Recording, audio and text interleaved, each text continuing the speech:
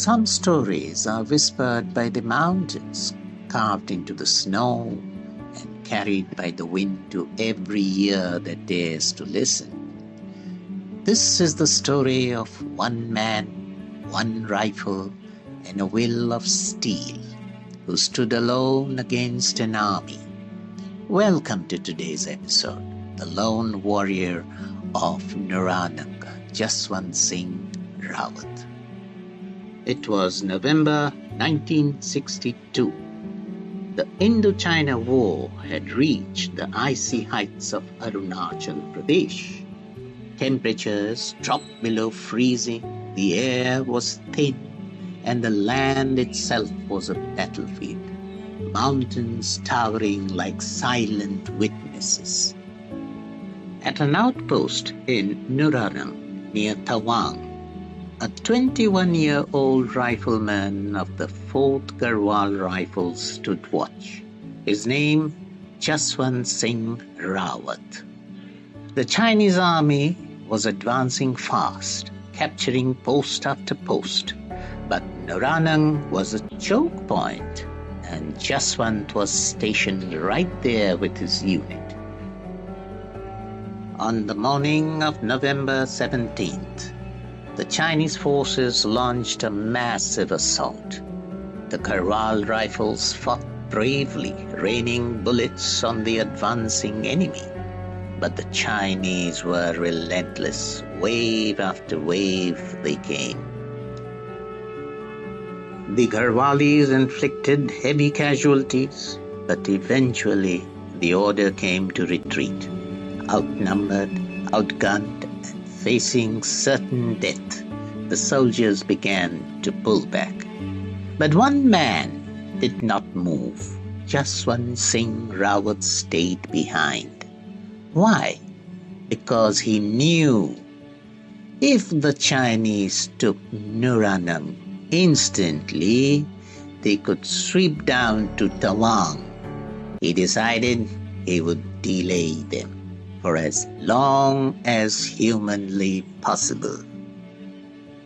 Jaswant positioned himself in multiple bunkers along the ridge.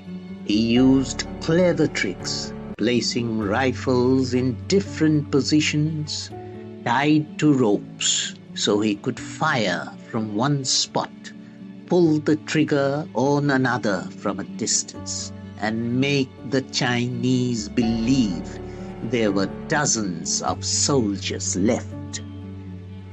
For 72 hours, 3 freezing days and nights, he fought alone. He shot, he moved, he hid, he reloaded.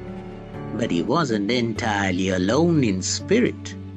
2 Monpa tribal girls, Sela and Nura, helped him, bringing food, carrying ammunition, and guiding him through hidden paths between firing points. The Chinese grew frustrated. Every time they tried to advance, gunfire from unexpected places cut them down. The legend says Jaswant killed over 300 enemy soldiers in those 3 days. But no lone warrior can fight forever. On the 3rd day, the Chinese managed to capture Sela, and Nura was killed. Jaswant was now truly alone.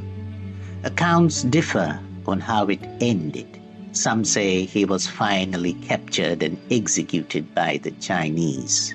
Others say, rather than be taken alive, Jaswant turned his last bullet on himself. Either way, when the Chinese finally took the post, they found not an army, but the body of one man who had held them at bay for 3 days. In respect for his bravery, the Chinese returned his body with full military honors. Today, at the site of the battle, stands Jaswantkar, a war memorial that is also his eternal post. His uniform is still kept ready. His bed is made every morning. Soldiers still salute him as if he were alive.